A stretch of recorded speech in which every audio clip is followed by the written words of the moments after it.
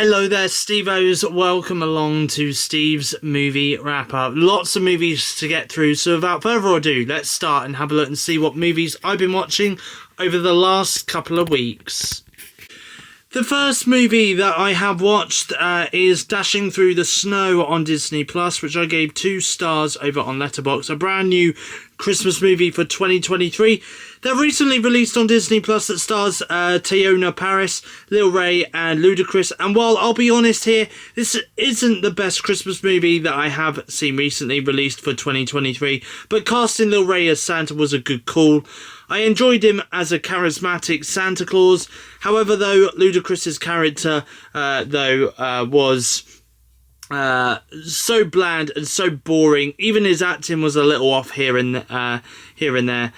He just genuinely looked like he didn't want to be a part of the Christmas movie. There was some moments of this film where the conversations that were being had with characters didn't feel natural neither. All in all, this isn't a great Christmas movie that I have seen so far this year. The next movie that I have watched this week is The Naughty Nine, which I gave 3.5 stars over on Letterboxd.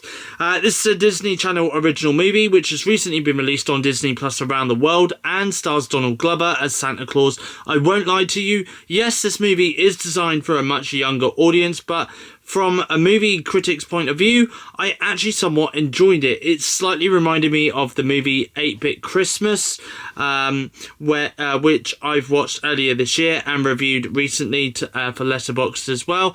I felt as though there was a couple of elements of that movie in this film here, which was good. I also felt like this could have been a movie that could have come out of the 80s or something like that as well.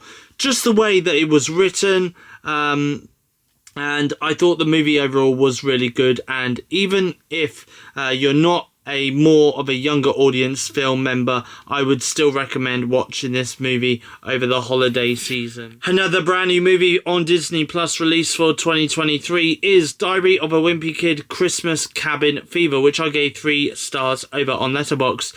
For the last couple of years before Christmas, we have had a Diary of a Wimpy Kid animated movie that has been released on Disney Plus worldwide, and 2023 is no different, as we were gifted with this Christmas movie as part of the Diary of a Wimpy Kid animated franchise. And I will say that despite the fact that all 3 of the movies we've had so far are just a little shy over an hour long, I did enjoy this one, and I would recommend this to families to watch over the festive season. It is quite a fun little movie, and I would also say as well that the soundtrack to this is pretty awesome as well, and there is the use of 2D animation used throughout this 3D animated adventure movie as well, which was a delight to see. The next short film that I watched over on Netflix was The Bad Guys: A Very Bad Holiday, which I gave 2.5 stars over on Letterboxd. After seeing the first The Bad Guys movie over the last couple of years, I decided to watch this holiday special that was recently released on streaming service Netflix at the very end of November. It's new for 2023, and as much as I appreciated the original The Bad Guys, particularly for the animation style that DreamWorks decided to use, they continue to use it here for this short special that has a running time of 25 minutes. Now, what I will say about this short film is that this animated film is probably aimed at a much more younger audience than me, and probably young adults. And there was a small part of me that really wanted to enjoy this, but sadly though, for me, I just couldn't really get into this short episode. I do hope though that The Bad Guys do a sequel movie though, because I would love to see them on the big screen in the future for sure. Next movie I've seen is Mickey's Once Upon a Christmas, which I gave 3.5 stars over on Letterboxd. I really enjoy this Christmas film made by Mickey Mouse, Minnie Mouse and friends. I love the animation in this, particularly as even though this was made at the very end of the 90s, but the animation in this still feels rather fresh every time I watch it though. I think I really enjoyed this short story in this where Donald Duck and his nephew nephews are celebrating Christmas every day. I absolutely love that story so much. Great little Christmas movie, one that's fun for all the family, and one I would recommend people to watch over the holiday period for sure. Next movie I have seen is Mickey's Twice Upon a Christmas, which I gave 3.5 stars over on Letterboxd. I cannot believe that this movie is nearly 20 years old. Heck, I remember watching this one on repeat when I had it on DVD years ago because I loved this one so much. Once again, I think this movie is fun for all the family to watch. I love the fact that this is computer animated, which is so nice to see, and makes the film feel a lot more fresh and modern. I particularly love that story where Donald Duck is doing all he can to avoid the Christmas music. Isn't that all of us at this time of the year? Or at least some of us. A really great little movie with a running time of an hour long, so it's a nice, easy watch for the holiday period. Next movie I watched was The Sacrifice Game, which I gave 3 stars. The tagline for this movie is, "This Christmas, raise a little hell," and boy, was there some hell-raising moments in this movie, which I really enjoyed right from the beginning of this movie. There is some really gory moments, which I enjoyed, and I also love the fact that this is set at Christmas. I do love seeing Christmas horror movies. I reckon that in a few years' time, there will be enough Christmas horror movies for me to get through the entire month of December, rather than going back to the same old family-friendly classic Christmas movies that I grew up with, that I appear to revisit every year. All in all, I had a really enjoyable time with this movie, and for those wondering where you can watch it, it's now streaming over on the horror streaming service Shudder. I definitely will be checking this one out again, probably next year at Christmas time, because I had a great time with this. I know there's a lot of Letterboxd reviews that I read that said this is like The Holdover 2023, but except more evil. Now I'm set to check out The Holdovers soon, so after watching this one, maybe I'll understand what those Letterboxd reviewers were on about. Next movie I watched was The Nightmare Before Christmas, which I gave 4.5 stars over on Letterboxd. I'm going to be honest, at first when I watched this movie, I was thinking to myself, is this like the Die Hard argument that people have had for many years, where they debate whether Nightmare Before Christmas is a Christmas movie or not? But to be honest, I can see this being a Christmas movie, but I can also see this being a movie that someone would watch in between Halloween and Christmas, to be honest. Also, I have a shocking admission to make in this review that I'm doing right now. This is actually the very first time ever that I have watched A Nightmare Before Christmas in full. I know it's a shock to many people that I haven't seen this movie in full until now, but I'm glad that I've watched this now. I have seen clips of it, and I have heard some of the songs from this movie in the past as well, but I haven't actually watched the entire movie before until now. This is definitely one of those movies that I will be adding to my annual Christmas watch list going forward, though, and the reason being is because firstly, this movie is an instant classic, but secondly, I love the soundtrack in this movie. I love the fact that you can technically call this a musical animated movie, because there is a lot of musical numbers in here, especially with the main characters, Jack Skellington singing all throughout. I think the music that is composed in this movie by music composer legend Danny Elfman is really awesome, and I also will say that Tim Burton did an amazing job at what he produced here with this movie. I really appreciate the animation in this as well, which I really love, and it does stand out a lot as well, which is great.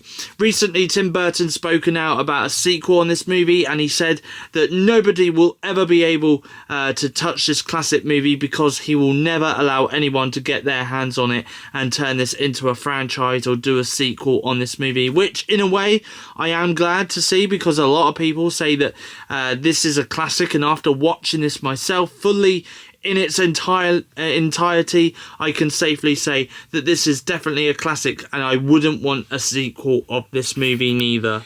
The next movie I have watched is The Velveteen Rabbit, which I gave 4 stars over on Letterboxd. So, The Velveteen Rabbit is a short film that is brought to you by the streaming service Apple TV Plus, and it's safe to say that this is a wonderful, spectacular, and rather heartwarming Christmas story. I really loved this a lot, and it's definitely one that I'm going to recommend people to watch over the holiday season for sure. It's brand new for 2023. You know what I love the most about this film? It's the magic of it. The fact that it begins with some live action scenes. We then, a little later on, dive into this 2D animated stuff. And then later on, before the end of the movie, we then see some live action stuff, but with some stop motion going on. When the animals are talking, and I'm not gonna lie, but this is definitely one movie that I'm gonna add to my Christmas watch list going forward in the years to come. A really lovely moving story with some great pacing, and I thought the cast played their roles respectively well too. It's a nice, easy short film to watch that has a running time of roughly 45 minutes, but definitely one that all the family can enjoy and appreciate over Christmas. Next movie I have watched is 8 Crazy Nights, which I gave 1 star over on Letterboxd. Look, I appreciate what they were trying to do here with this Christmas movie, but this just didn't seem right. I think this for me felt like more of an adult animated movie, particularly as this film does carry the use of some explicit language in here. You do have a voice cast which does include Adam Sandler, and this movie does all come out around the time when Adam Sandler movies weren't great, and to be honest, there are some movies that the actor still does do today, which personally I don't find good at all. But nonetheless, though, there was some there was something in this film where there was jokes. There was some bits in this film where there was jokes which I didn't find funny at all. And here's a little fun fact for you: the same people who did the animation behind this movie, the same people who did the animation behind this movie also did the animation behind the Iron Giant movie as well. Well, they animated this movie as well. Anyways, I didn't find this movie great. Some of the voice cast in this I did find a little annoying at times, or should I say some of the voices to a few characters I found annoying at times. And even when it came to the singing parts of the film, yes, they do sing in this film, the singing wasn't great either. Next movie I've watched is Candy Cane Lane, which I gave 3 stars over on Letterboxd. So, recently released on Amazon Prime Video, I have now safely watched Candy Cane Lane after putting this on my watch list, would you believe, all the way back in the summer of 2023. It's a brand new Christmas movie for 2023, and it does star Eddie Murphy. I'll be honest here, while there are some elements of the movie that I really enjoyed, there was some elements of the movie that I didn't so much enjoy. First of all, I thought Eddie Murphy was great in this, and I think this is a lovely family-friendly movie that people can sit down with their families to watch over the festive season for sure. I will also admit that seeing the street that the characters live on, have their houses all lit up like with Christmas lights, damn, I would love to live on a street where everyone's homes are all lit up with festive lights over the holiday season. Sadly, the street that I live on don't do that. But the thing that I didn't love about this, and I have seen other people say this in their Letterboxd reviews as well, is that this is like Jumanji, but except a Christmas version of that movie, which I do agree, and that's probably what I'll say this movie is about in a nutshell.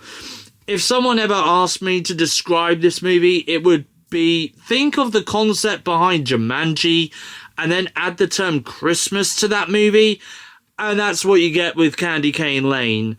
I still thoroughly enjoyed this movie though, and I would definitely say for people to check this out at some point over the holiday period, because there is some good humour and some light-hearted moments that you'll find in this movie as well. Next movie I watched was The Holdovers, which I gave 4 stars over on Letterboxd. You know what's funny? As I first put this movie on, it came up with the classic Universal logo. Everything about the beginning of the movie felt straight out of a classic movie. And I thought to myself, am I really watching the right movie here? It was until the opening credits came up with the main cast that I then answered my own question by going, yes, that's the right movie I'm watching. Kudos to the creators, though, for making the very beginning of the film use the classic Universal logo and stuff to make it feel like I'm about to watch a classic movie.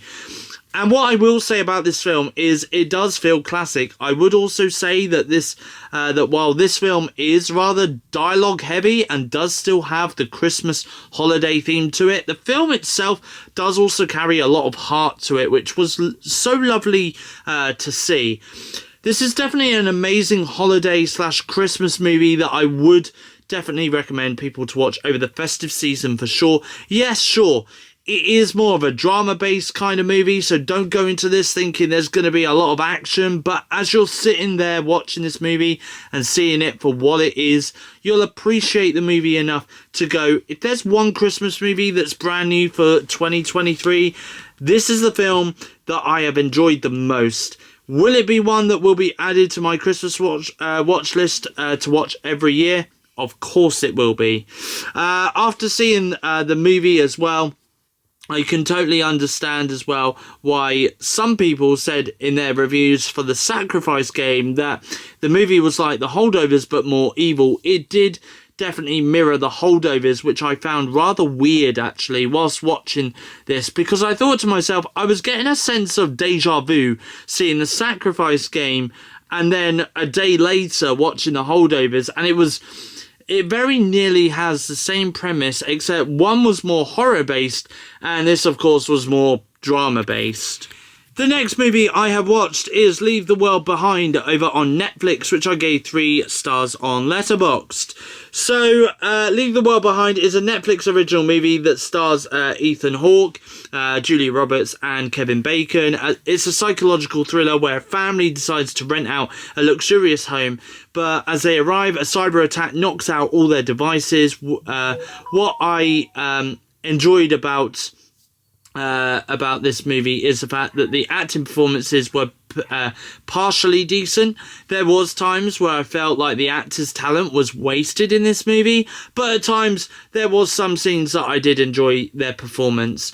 I also felt like this could have been a movie that M. Night Shyamalan would have done, especially that beach scene at the very beginning of the movie. It kind of felt like it could have been a deleted scene straight out of that movie that M. Night Shyamalan did a few years ago titled Old.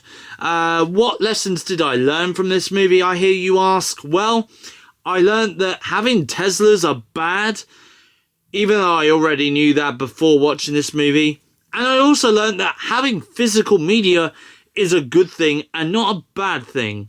It's kind of a biblical message, really, that Netflix are trying to push out there from this movie, given the fact that it was Netflix that started this whole streaming service kind of thing, which made people stop buying physical media like movies and TV shows on DVDs, and yet they're pushing the message that having physical media is a good thing. I'm now patiently waiting for Netflix's subscriber rate to go down after they see this movie. Anyways, I will recommend that people who love psychological thrillers will enjoy watching this. I enjoyed Ethan Hawke's performance in this, as well as Julia Roberts. I thought they were great in this, but I can understand why there are a lot of people out there who didn't enjoy this movie, because there are certain parts of this film that did make the film feel a lot longer than it was, particularly when the film was 2 hours and 20 minutes.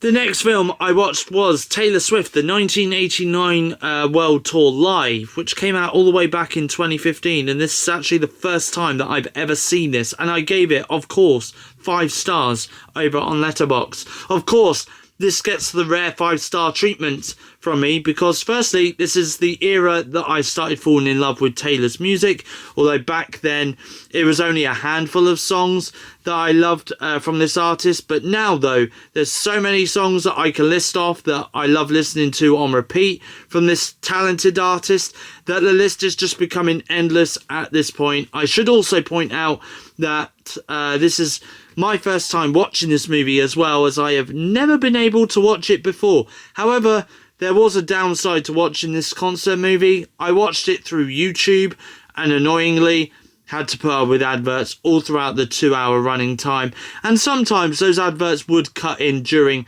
her performances on stage. The thing that is different to this concert movie compared to the Reputation concert movie and the recently released Eras Tour movie is that this is more of a documentary as well as a concert movie rolled up into one. So we do get to see a few snippets here and there of her on tour and introducing some really special guests on stage to join her and duet on the special guest songs. This concert tour was filmed in Sydney, Australia, where she did the 1989 tour around 9 years ago, which is crazy to think that that era happened 9 years ago. Can we also please talk about some of those other songs that she performed on stage in this concert movie that don't feature on the 1989 era? Like, for example, We Are Never Ever Getting Back Together. Honestly, even if you don't want to watch the whole entire concert movie, just go to YouTube and watch the performance that she does on We Are Never Ever Getting Back Together for the 1989 tour, because it literally rocks. And I'm talking near on Paramore level rocks. Probably the best cover of her own song that she has ever done, especially tonally. Anyways, this was a great concert movie that I did enjoy watching all throughout the 2-hour running time.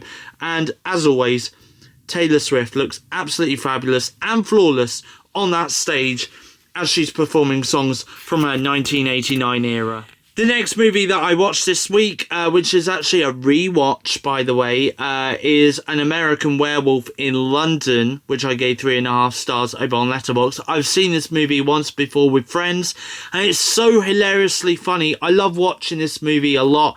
There's a few quotable moments in this as well, particularly when a little boy goes up to his mother and says, "There's a naked American man who stole my balloons." Or the part in which one of the main characters, called David, tries to get arrested by a police officer and comes out with the line, "Queen Elizabeth is a man." I really enjoy this horror comedy movie. I remember laughing out loud at this movie the first time I saw it with friends, and even though it's been a while since I last watched it, but I still laughed out loud at some of the scenes in this movie, because despite the horror side to this movie, I did really enjoy this one a lot. The effects in this are rather amazing, especially some of the more scary moments we see in the film. I think the prosthetics and all the other effects added in are really awesome as well. Next movie I watched was Robbie Williams' What We Did Last Summer live at Nebworth, which again I gave a 5-star rating over on Letterboxd. So another rare 5-star treatment. This time, instead of it being for Taylor Swift, it's for my other favourite ever music artist to exist, that is Robbie Williams. I absolutely love his music. I have done so for so many years, and I will forever love his music. And I absolutely loved watching this concert movie, which came out roughly about a month ago at the time of doing this review over on Netflix UK.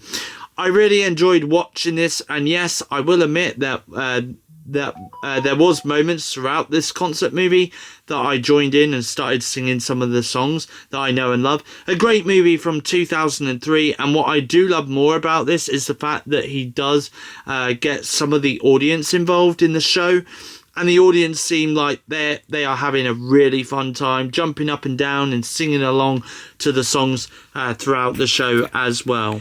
Next movie I watched, which was over on Netflix, was Family Switch, which I gave 3 stars over on Letterboxd. So Jennifer Garner, Emma Myers and Ed Helms star in this new Netflix original film, which is set during the holiday season and sees the entire family switch bodies, which means the mum and dad are in their daughter and son's bodies respectively, while the son and daughter are in their parents' bodies, and even the baby and the dog switch roles too. The movie was directed by McG, which, for those who don't know, also directed the Babysitter movies that have been released on Netflix as Netflix original movies in recent years. Now, I'll be honest, this isn't the best Netflix Christmas movie that you'll find on the streaming service, and is probably not the best Netflix original movie that they have released this year. However, though, there are some moments that I did enjoy watching from this movie. There was a couple of lines of dialogue here and there which referenced other movies like 17 again with Zac Efron and the other classic body switching movie 13 going on 30. They get referenced in this movie. I'm surprised they didn't reference Freaky Friday in here. Maybe that reference would have been one step too far and too cliche for them to say. There was moments in here which were pretty bad though, like the CGI baby, when the baby and the dog named Pickles switch bodies. Like, you can tell the CGI is really bad. Also, what person calls their dogs Pickles? Imagine losing your dog and you look in your local park and shout the name Pickles. People will just think you're crazy and you're just desperately craving pickles. The acting wasn't too bad in this. I enjoyed watching Emma Myers and Ed Helms' performance in this movie. I loved the end sequence where we see some of the bloopers from this movie. I feel like we need to see more bloopers in movies because I love seeing outtakes from films. Even Toy Story 2 does outtakes during the end credit scenes of that movie. Does this movie get me in the festive spirit? Well, I will say yeah, it did. Even the soundtrack is all Christmas themed throughout. Will this be a movie I will go back and watch again next Christmas? There is a likely chance that I will add this to my Christmas watch list to watch every year, but I will just have to put it up there, put up with that poor CGI baby throughout the film. The next movie that I have watched is Home Alone, which, by the way, I did give 4 stars. So this movie franchise is a Christmas must-watch that people watch every year without a doubt, and it's safe to say that I do watch at least the first 3 Home Alone movies every year at Christmas, and this year is no different. Such a fantastic and funny Christmas movie about a family who go on vacation during the holiday season and end up leaving one of the children behind at home, all the whilst 2 criminals attempt to steal from their home after catching wind that the house will be empty during the holiday season. Comically funny and hilarious to watch. No matter how many times you watch this movie, it's always an instant classic. The next movie I have watched is Home Alone 2, Lost in New York, which I gave 4 stars. I've seen this movie twice this year. I watched it a few weeks ago for the first time during the holiday season this year with some friends, and I have rewatched it again for the second time at the time of reviewing this movie on my own. But again, another Home Alone classic movie that I love going back and watching. It's a little different this time because instead of the movie being set in a house, it turns out that the family end up going on another Christmas vacation. However, the child that they left behind at home in the first movie ends up on a completely different plane to where they are going, which is Florida. The kid, whose name is Kevin McAllister, ends up on a plane to New York, hence the title of the movie being Lost in New York. We once again come across the same criminals that Kevin faced in the first Home Alone movie, named Harry and Marv, or as they're better known as the Wet Bandits. By the end of the movie, they are known technically as the Sticky Bandits. And once again, the traps that Kevin sets for them in the final showdown that they face with him are, again, hilariously funny, and comedically funny as well to watch on screen. Although I wouldn't recommend trying any of them in your own home if burglars are trying to break into your home, because, well, there's a very likely chance if you pull any of the stunts that Kevin pulls on the criminals in the Home Alone franchise and you pull them off in real life, you might end up murdering the criminals breaking into your own home. Especially when in Home Alone 2, Marv gets whacked multiple times in the head by so many bricks that Kevin throws from the roof of a building. However, though, how those criminals survive both movies baffles me, to be honest. Another classic movie that is a must watch at Christmas time, and one that I enjoy watching every year alongside the original Home Alone movie. The next movie I've watched is Home Alone 3, which I gave 2.5 stars over on Letterboxd. Alright, Home Alone 3 I have seen a few times before, probably less amount of times than the first 2 Home Alone movies, because those 2 are classics. And the fact that the third one has a completely different cast compared to the first 2 movies, yeah, it's behind the same studio that made the first 2 movies as well, and the young boy is not called Kevin, he's instead called Alex, who is played by actor Alex Linz. The movie is not as great as the others. I mean, the premise behind the movie isn't a bad thing, really. The young boy, Alex, is left home alone because he's sick with chickenpox, and while he recovers, he ends up dealing with some bad guys.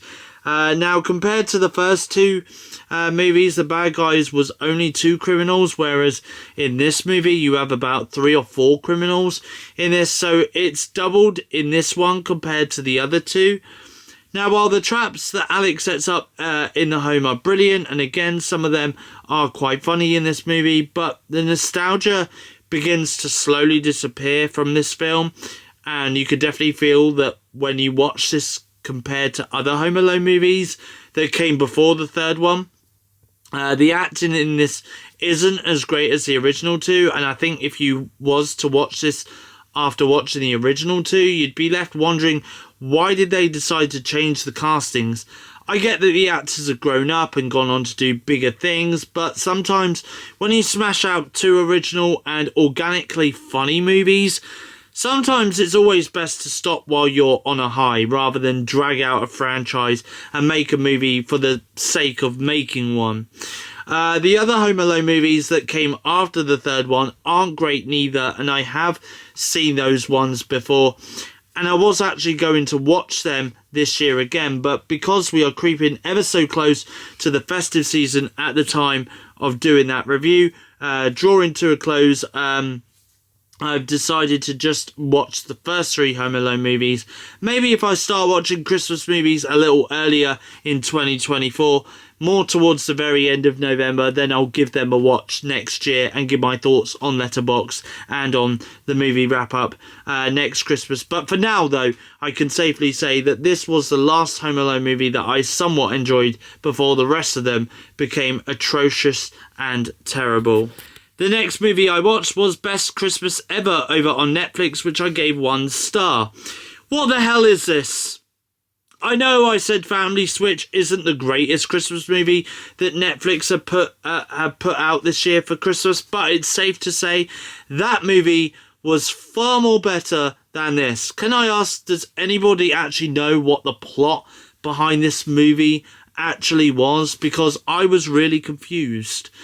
I gave this movie a 1-star rating because I appreciate what they were trying to do in terms of getting people in the festive spirit. It's always nice watching Christmas movies at this time of the year, and I do love watching them, even if some of them are bad. But not only was this one bad, but this also had the most confusing plot line I have ever seen in a Christmas movie.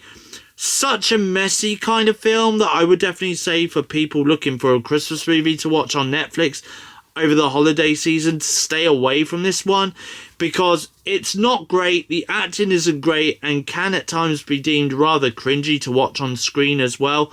Honestly, just go and watch Family Switch on Netflix this holiday season, because I can safely say that movie is way better than this. Next movie I watched was The Grinch 2018, which I gave 3 stars over on Letterboxd. This might not be a live-action adaptation of The Grinch starring Jim Carrey, but the 2018 animated Grinch movie isn't too bad.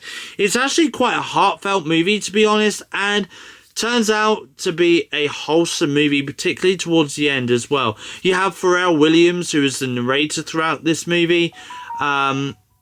Benedict Cumberbatch is the voice of the Grinch in this movie, and you even have Kenan Thompson doing some voice acting in this as well. I will be honest though, the song that they used at the end of the movie as the credits rolled isn't great though. But for a family-friendly Christmas movie though, this is a really nice movie and fun for all the family to enjoy watching over the festive season as well. I have seen this movie a couple of times over the past few Christmases, and it's safe to say that I do enjoy watching this one once annually at Christmas time. The next movie I watched was Genie, which I gave 2.5 stars over on Letterboxd. I'll be honest here, but I can't stand the actress that is Melissa McCarthy, who stars in this movie. Some people will find that comment rather controversial, but please don't judge me. It's just an actress that I just can't stand. However, though, I still decided to give this movie a watch because it's a new Christmas movie for 2023, and I wanted to check out. Now, while Some Letterboxd users have, from other reviews, have said this movie is basically Elf, but with a genie as a nutshell to best describe this movie. I do definitely agree with that statement. This does give off Elf vibes. I will be honest here, at the beginning of the movie, the plot does feel a little rushed, and we don't really get a lot of character development at the beginning, but it's kind of spread out throughout the entire movie in terms of character development, which is nice. You see, the thing about this movie as well is it does seem rather generic at times. Man loses his job, his marriage is on the rocks, and then out comes this magical genie from this lamp that he owns. So the plot does seem rather generic. And while you think that the guy will only end up getting 3 wishes from this genie, well, you'll be wrong, because it's explained that the whole 3-wish rule is a myth, and the character will get an infinite amount of wishes. I should also point out that the entire time of the film, not once did he wish for money. You would think, having an infinite amount of wishes, you'd wish that you was rich, right? You'd wish you'd have a lot of money. Anyways, while the plot does seem rather generic at times, and the film does feature an actress that I cannot stand, but this is still a somewhat decent Christmas movie to put on. Even if it's just background noise, I guess, you can still have it on. It does have some heartfelt and heartwarming scenes in it as well, like most Christmas movies do have. The next movie I've watched is It's a Wonderful Knife, which I gave 2.5 stars over on Letterboxd. I'm rather disappointed. I've been waiting all holiday season to watch this, and after finally watching it, I can safely say that this wasn't the best Christmas slasher that I've ever seen during the holiday period. We know who the killer is from the beginning of the movie, because the killer gets unmasked so early on in the film. Also, Justin Long plays another douchebag character in this film as well. If you have seen Justin Long in other horror movies like Tusk and Barbarian, then you'll know he just plays douchebag characters. Also, it just seems at times rather cliche as well, and at the same time the dialogue in this is so clunky that there were times that I laughed, not because the dialogue was funny in any way, because it wasn't. I was laughing at how bad the dialogue was. The only positive thing I can give about this movie was that the kills, while some weren't really shown too much on screen, there was some rather creative ones which I did enjoy, but those were only the times when we did see a character die on screen. Other than that, they didn't show a lot of gore. Is this a movie that I'll keep on the holiday season roster for next year?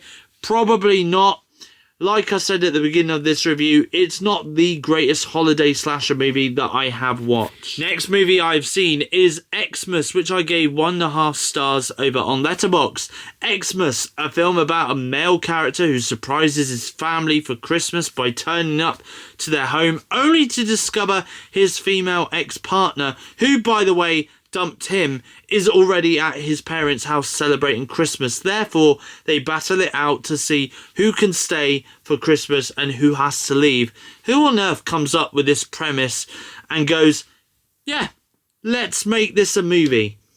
Well, the film, which is available on Amazon Freevee, does at times feel like a movie that you could probably watch over on an American network channel like Hallmark.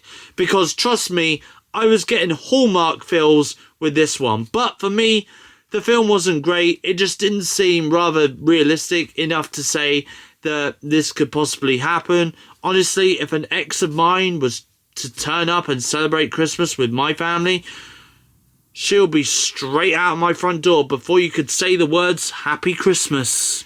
The next movie that I've watched is Merry Little Batman, which I gave 3 stars over on Letterboxd. A brand new Christmas movie for 2023, and this was actually a rather cute animated movie, ideally for children, but I still somewhat had an enjoyable time with this. I mean, you can tell that this animated film, just by looking at the animation, is probably more for children below the age of 8 years old. It's not got the same kind of animation that you would find in recent animated projects like Across the Spider-Verse, but yet to get people into the Christmas spirit, especially as we edge closer to the holiday season at the time of reviewing it, I still had a really fun time with this one. It has that feel of Home Alone meets Batman in Gotham City kind of vibes.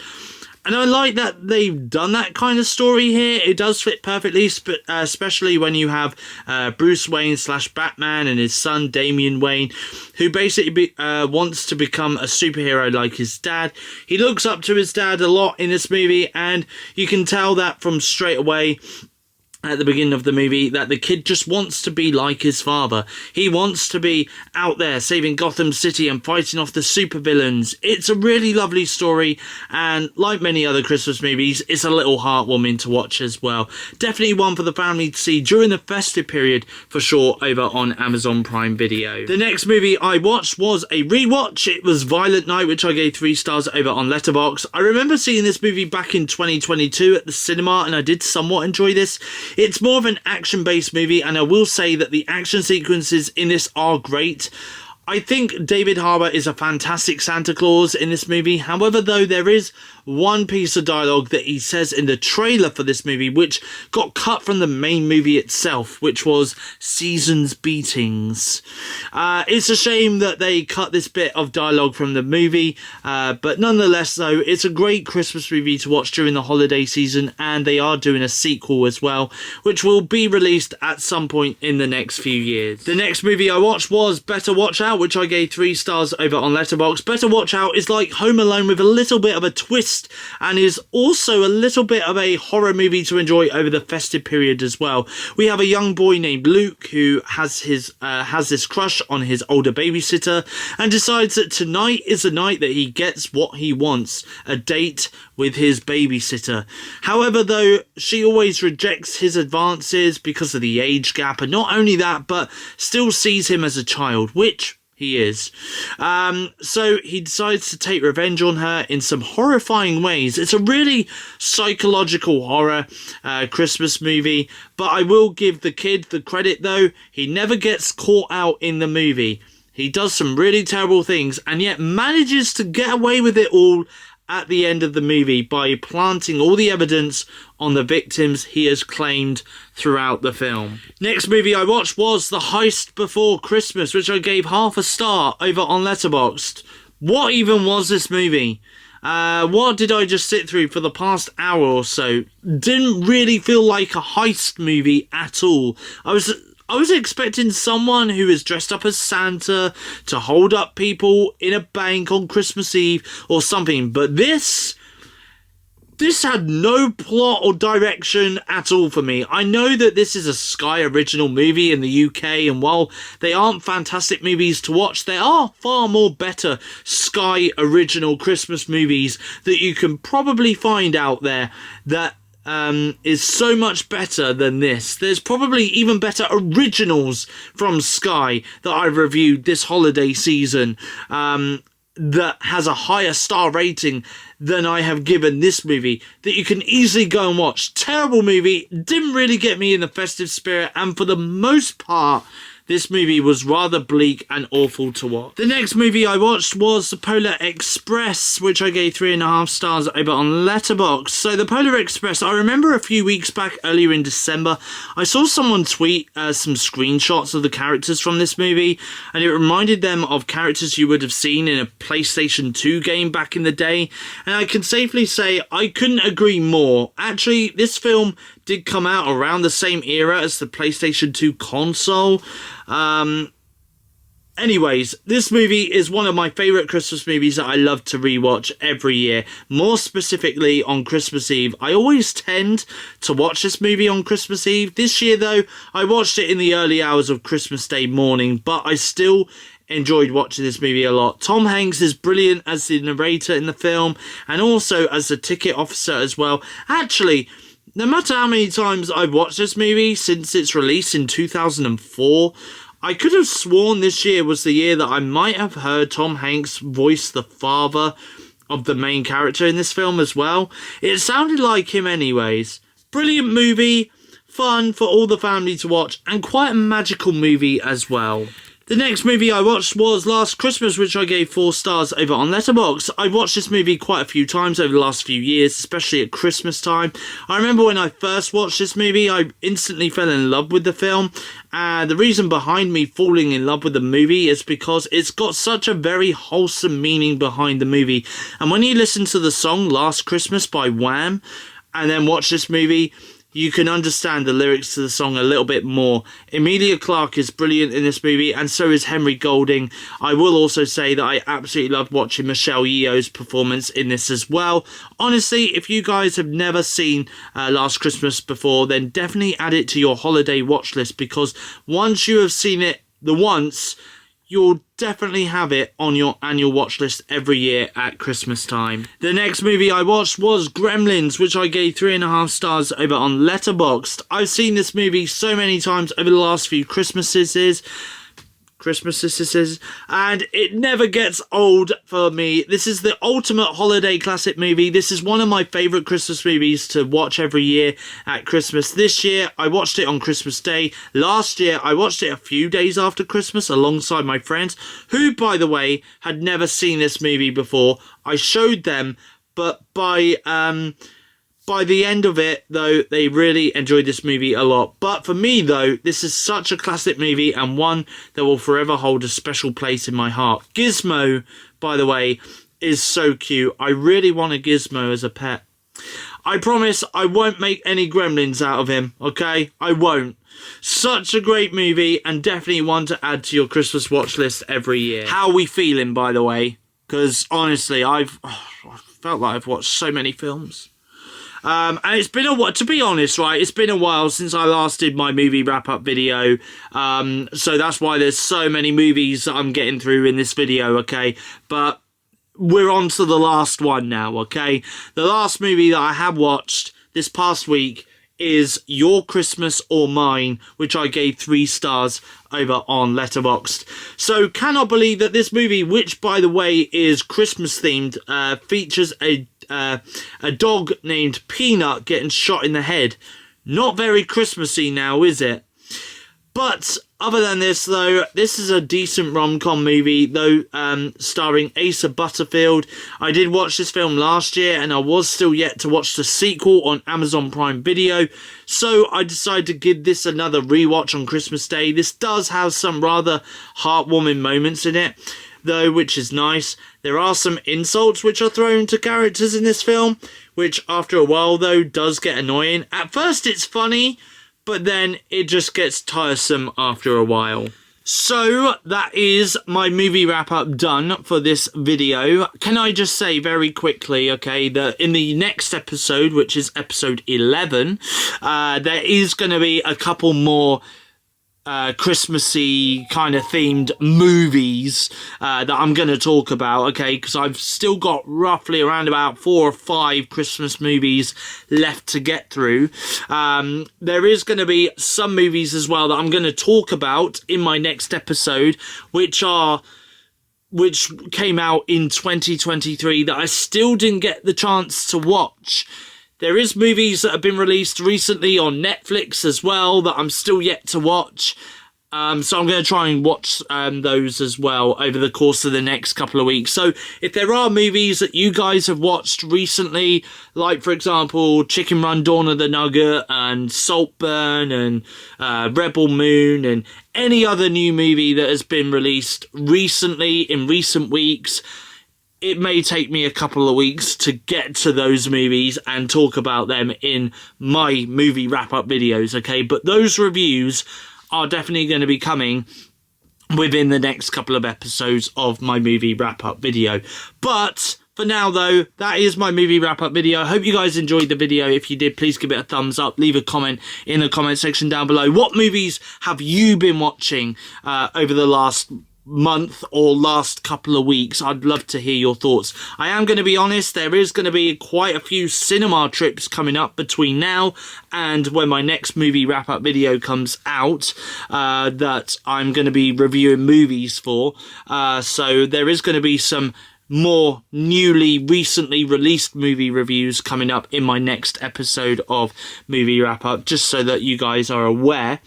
But your next movie wrap up video, I can confirm, by the way, is going to be coming out on Friday the 5th of January.